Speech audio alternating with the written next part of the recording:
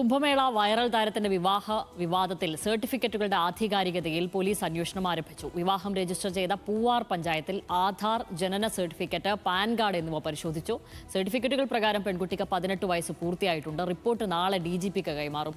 ദേവനാണ് വിവരങ്ങളുമായി ചേരുന്നത്. ദേവൻ, ഈ സർട്ടിഫിക്കറ്റ് പ്രകാരം 18 വയസ്സായിട്ടുണ്ടെന്ന് പറയുന്നു. അപ്പോൾ കുടുംബം ആരോപിക്കുന്നത് മറ്റൊന്നാണല്ലോ, അവർ പെൺകുട്ടിക്ക് പ്രായപൂർത്തിയായിട്ടില്ല എന്നാണല്ലോ പറയുന്നത്. അപ്പോൾ ഈ സർട്ടിഫിക്കറ്റുകൾ ആധികാരികമാണോ എന്നാണോ നിലവിൽ പരിശോധിക്കുന്നത്? ഇതിൽ ആരോ ഒരാൾ ഒരു വിഭാഗം കള്ളം പറയുന്നുണ്ട്. അത് ആരുടെ വാദങ്ങളാണ് വ്യാജം എന്നാണല്ലോ അറിയേണ്ടത്.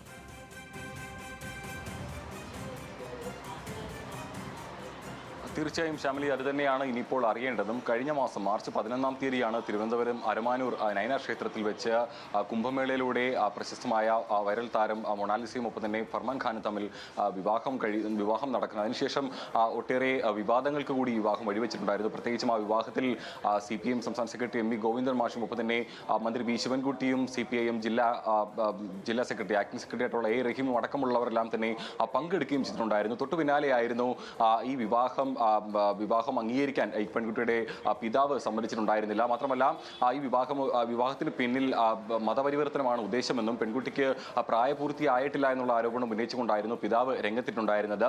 ഇതിനനുസരിച്ച് മധ്യപ്രദേശിൽ ഇത് സംബന്ധിച്ച് പിതാവ് പരാതി നൽകുകയും ചെയ്തിട്ടുണ്ടായിരുന്നു. ദേശീയ പട്ടികവർഗ കമ്മീഷന് മുന്നിൽ ഈ പരാതി എത്തുകയും തുടർന്ന് മധ്യപ്രദേശിൽ നടത്തിയ പരിശോധനയിൽ ഈ പെൺകുട്ടി ഹാജരാക്കിയ അല്ലെങ്കിൽ ഈ പെൺകുട്ടിയുടെ ജനന സർട്ടിഫിക്കറ്റിൽ 2009 ഡിസംബർ 30-ാം തീയതിയാണ് ഈ പെൺകുട്ടി ജനിക്കുന്നത്. അതനുസരിച്ച് ഈ പെൺകുട്ടിക്ക് വിവാഹം നടക്കുമ്പോൾ 16 വയസ്സ് മാത്രമാണ് പൂർത്തിയായിട്ടുണ്ടായിരുന്നു അവിടെ നടത്തിയ അന്വേഷണത്തിൽ കണ്ടെത്തിയിട്ടുണ്ടായിരുന്നു. തുടർന്ന് ഈ സംഭവത്തിൽ ദേശീയ പട്ടികവർഗ കമ്മീഷൻ മധ്യപ്രദേശിലും ഒപ്പം തന്നെ കേരളത്തിലെയും പോലീസ് മേധാവിമാരോട് ഈ മാസം 22-ാം തീയതി ഹാജരാകാൻ നിർദ്ദേശം നൽകിയിട്ടുണ്ടായിരുന്നു.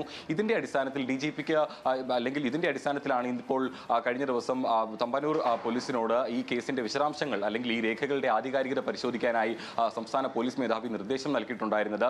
തുടർന്ന് ഈ വിവാഹം നടന്ന പൂവാർ പഞ്ചായത്തിൽ ഹാജരാക്കിയിട്ടുള്ള രേഖകളെല്ലാം തന്നെ പരിശോധിക്കുകയുണ്ടായി. അതിൽ ആധാർ, ജനന സർട്ടിഫിക്കറ്റ് ഒപ്പം തന്നെ പാൻ കാർഡ് എന്നീ രേഖകളായിരുന്നു ഇത് സംബന്ധിച്ചപ്പോൾ പോലീസ് പരിശോധിച്ചിട്ടുണ്ടായിരുന്നത്.